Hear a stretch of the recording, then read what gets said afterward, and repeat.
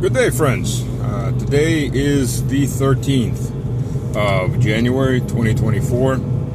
Yep, coming up on 2 years of this special military operation. The West desperate for Russia to come and talk to them, and just starting to figure out that Russia ain't coming to talk to the West in 2024 or to anyone in Ukraine.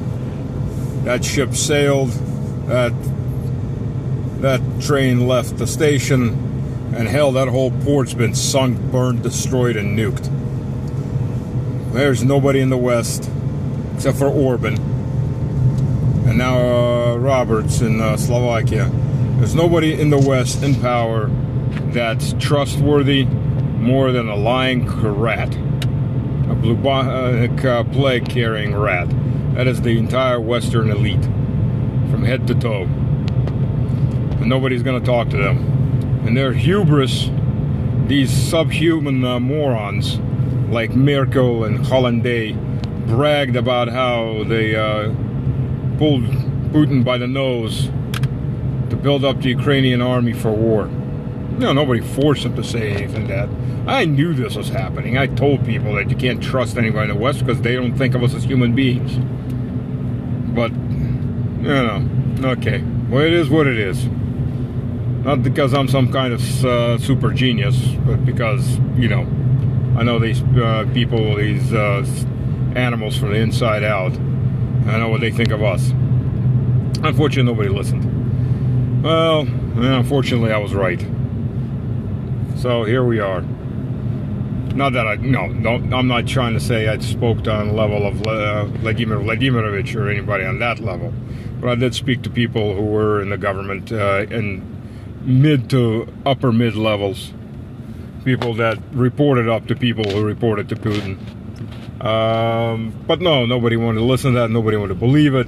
Everybody was still, to some degree or another, back then dreaming the Western dreams, even if they were steadily turning into nightmares.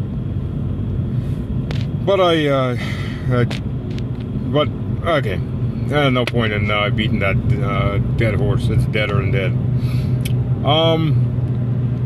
For those who haven't heard yet, probably a lot of people haven't. If you're only listening to the Western media, you never will hear about it. Gonzalo Lira died. For those who don't know who Gonzalo Lira is, Gonzalo Lira, if I remember correctly, his first citizenship was Chilean, but he was an American citizen, a journalist who was living in Kharkov, who was telling the truth about what was going on. He was arrested once by the Ukrainian special forces, special security branch. Released await trial. He tried to get out of Ukraine. No, he didn't go to the U.S. Embassy. U.S. Embassy is the enemy. He tried to get across the border into Hungary, got caught, taken back, tried, put in jail for 5 years, allowed to literally rot there until double pneumonia killed him. Swelling of the lungs, swelling of the body. I mean, the man died in agonizing pain, and the Ukrainians, those heroes of democracy, those white, furry, friendly folks, didn't give a damn, and only pretended to give a damn when it was too late to do anything. So America, you helped kill another one of your journalists. No, not those psychopathic talking head puppet muppets that sit on Fox or sit on MSNBC or sit on all these other channels and blah blah whatever they're given to read, but an actual journalist. But then again, it's America. Your best friend Israel has murdered 88 journalists, including their families. Direct targeting. Not just accidentally taken out of a building, but direct targeting of their apartments. Yeah, freedom of speech and all that other silly children's crap. That's all it is. For the ignorant, dumb masses that barely can read and write in America, to believe that whatever the hell their owners tell them. By the way, U.S., for those of you who don't know, official statistics for illiteracy in the U.S., the richest nation in the world, the biggest and baddest, the blah, blah, blah, and all that, 21%. That's 21% of the population, and I'm not talking immigrants. That's 21% of the citizenry that's reading at third grade level or below. These are people that can't put see, Jack, run together. The interesting thing is, a very large part of the illegal aliens coming in are better educated than 1/5 of the American population. They may not read English, but they can read Spanish, or whatever other language the country that they're coming from. Think about that.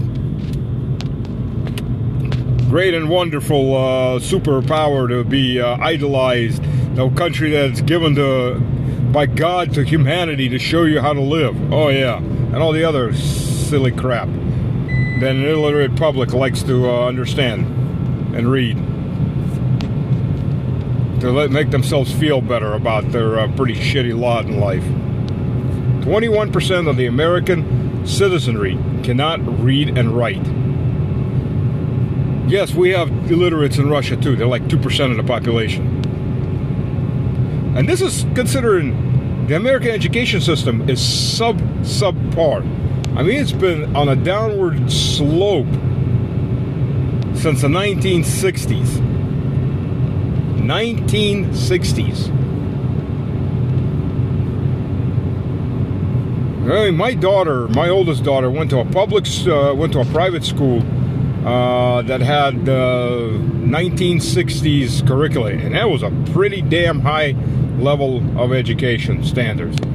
And I remember when I went through the American public education system in the 80s, it was already suffering. But man, it was nothing compared to what it is these days. I mean, but then again, look at the rest of America. Derailments last year, over 1,000. Over 1,000 train derailments. I mean, that doesn't tell you something. That's more than 3 a day. More than 3 train derailments per day. Collapsing infrastructure, collapsing education, 80% rate of obesity or extra weight that needs to be dropped. Fat, basically. Either fat or obese, 80%. The U.S. Army, 20% obesity rate. 20 friggin' % obesity rate. I mean, do you understand that? And that's a milestone because last year was 16%. Sorry, I have to move the phone down for a little while. Cops don't particularly like people talking on phones. Yeah, it was 16. Now it's 20. Back in the age of the dinosaurs when I served in the U.S. Army, it was 1 maybe. I mean, you got yourself a fat ass. Guess what happened? You got chewed out. You got an official written reprimand. You got put on a strict diet. Your sergeant, if you were enlisted, was on top of you. If you were an officer, you're just kicked out. I mean, that was a subpar report. Enlisted, they got a chance to drop weight. Officers did too, but I mean, it was a pretty damn strict code. You had basically 3 months to drop whatever you had on you.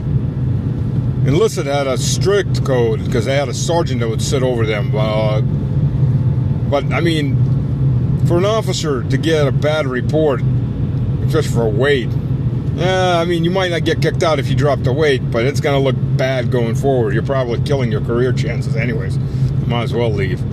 These days, I remember the first fat officer I saw, it was in Bosnia. This female major who was a reservist, and she got activated. And I'd look at her and like, damn, I didn't know they made uniforms that big, that short and that wide. It was like a shocking moment, like, holy crap, how is that woman not on a strict diet? But she was a reservist called up for less than a year. So, I guess they didn't give a damn enough. But now it's 20% fatties. Yeah. Well, guess what? No, I'm not body positive bullshit and all that other crap. Being fat is bad for you, period. It is. It's just as bad for you, especially American fat bodies, is just as bad for you as being anorexic. I'll tell you why. Because most of those people, in a way, are anorexic. They eat the plastic food that is American modern, super reprocessed cardboard. There's no minerals, there's no vitamins in most of this stuff. So basically their body's starving, They just have a lot of calories. They get converted to fat. And that's it. So yeah. So the whole country's suffering in every which way possible while it's still trying to read lectures to the rest of humanity. It's an incredible thing to view.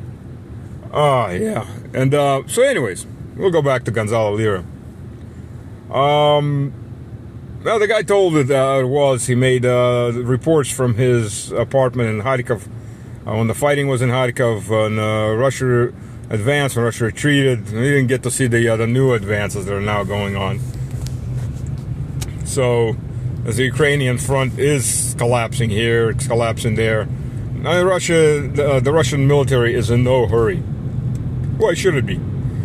On the average, you have a kill rate between 6 to 8 per Russian.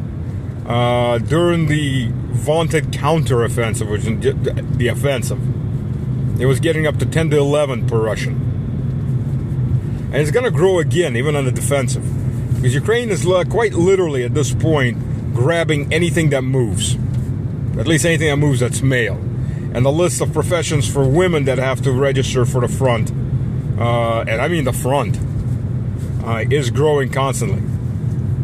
So enough videos came out of just dead women everywhere, getting hit. Women in the infantry getting hit by artillery. And let me put it this way: women can't handle trench fighting the way men can. They can't.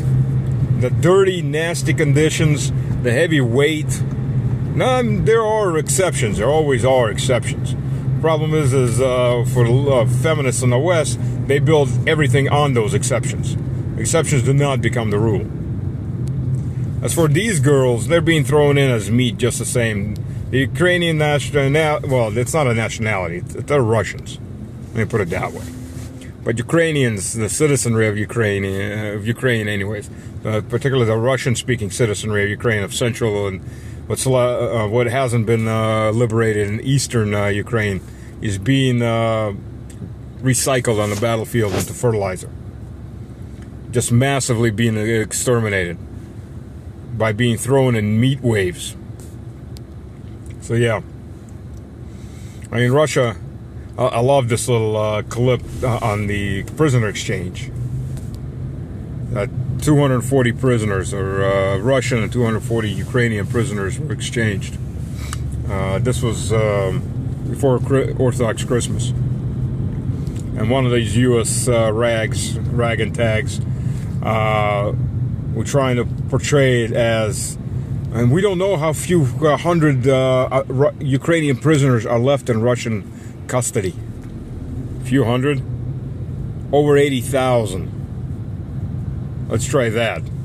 And a good chunk of those, the ones that aren't Azov or Tornado or any of these other Nazi SS brigades, got a good chunk of those have filed for Russian citizenship. There was a video that came out, a guy's convincing his mom, oh, why don't you come back? It's like, I'm not going to come back. He's calling her from his POW camp. I'm not going to come back. They'll send me right back to the front. I'm going to get you out. It's like, what? Well, go to Poland. Poland will send me back. I'm staying here, and I'm going to get you out. So that's the reality of it. When the Ukrainian sobers up, and the chachol, the devil chachol flees from his soul, he comes back to being a Russian. That's a person that has logic, has ability to think, and has a soul again. Yeah, some people will say that's racist. Well, think what you want. It's what I think. And it's from my personal experience. So, I'm not making any apologies. So Gonzalo Lira, who was on Mirotvorets, the murder, death, kill list of the Ukrainian government that's registered in Langley, Virginia. Who else is in Langley, Virginia?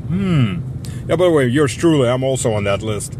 Hell, they made a 7-minute video to put me on that list. I feel touched.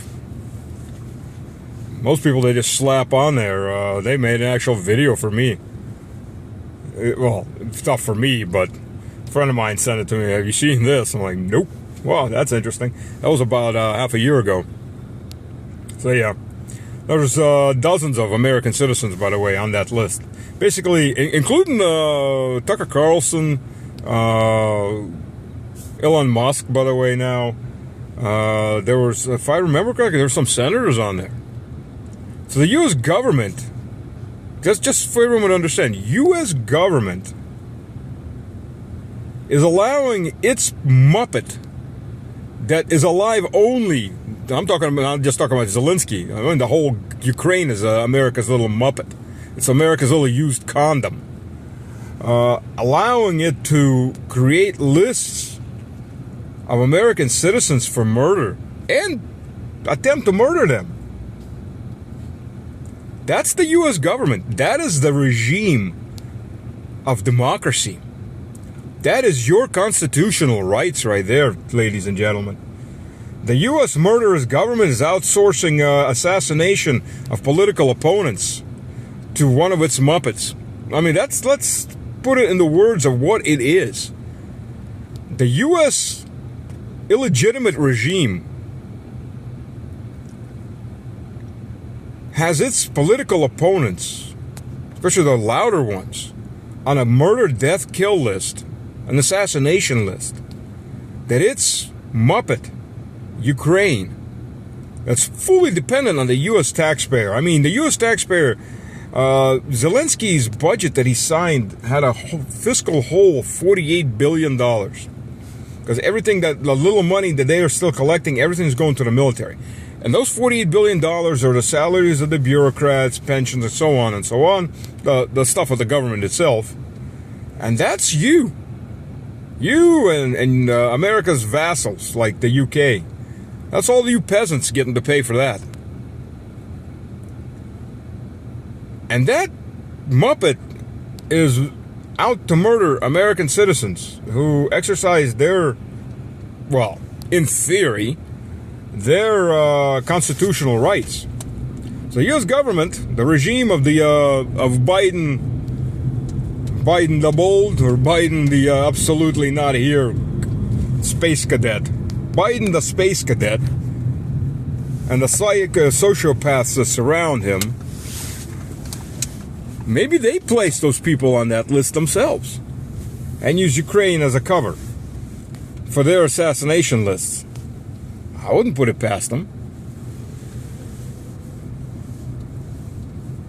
Food for thought. Food for thought. I mean, we're taking this to a whole new level.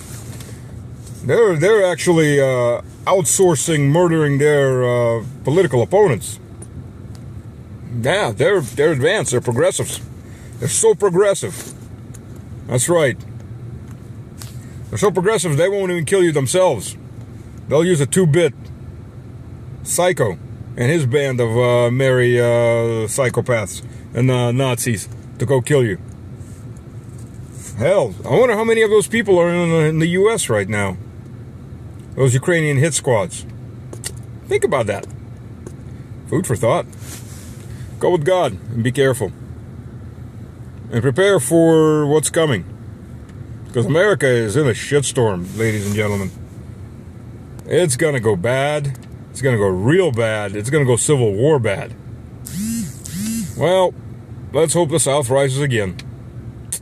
Here's to the Confederacy. God bless.